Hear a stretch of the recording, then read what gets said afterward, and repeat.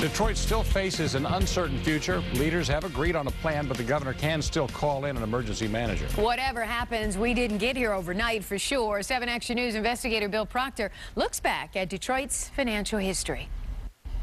When Jerry Cavanaugh was elected mayor in 1961, Detroit had a $6.5 million deficit. She is respected for her knowledge and understanding of Detroit's history because Sheila Cockrell has studied and lived it. As a labor activist in the 60s, chief of staff for her late husband Ken Cockrell, who was a Detroit City Councilman in the 70s, she then followed him as a 4-term Detroit City Council member.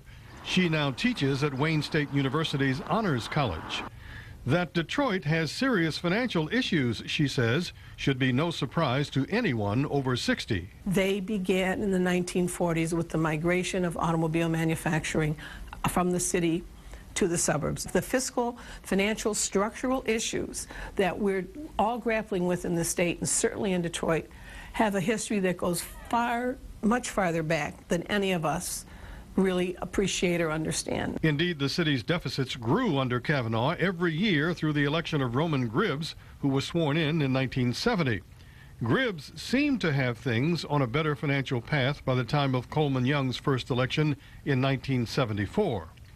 Charlie Beckham was a city government insider and watched as Detroit's financial stability seemed to ride a roller coaster. 50 years ago, when the exodus from Detroit started, the tax base started to erode, the industrial base of the city started to change, union contracts were signed and agreed to that were hard to live up to. Beckham has run several departments under 5 Detroit mayors in the last 40 years. It's not that those decisions can and should be second-guessed, but see, along with those decisions, you had to make the other hard decisions to begin to change how you spent the money. Facing what was then the largest deficit in the city's history, Coleman Young convinced voters to raise taxes, while he laid off police officers and other city workers took concessions.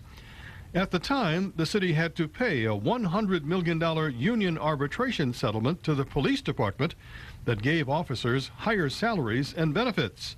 Many of the same public safety union contract demands on city government back then remain in place to this day. We had a financial crisis then.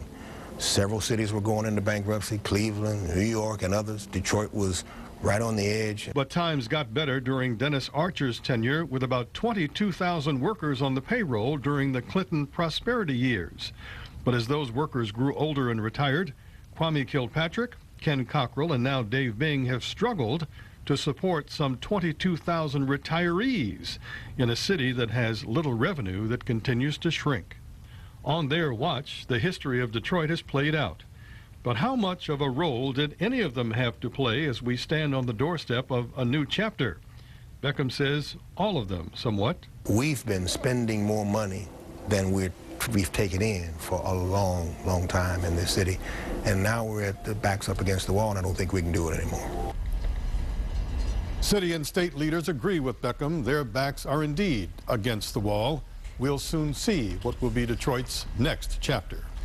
Bill Proctor, 7 Action News.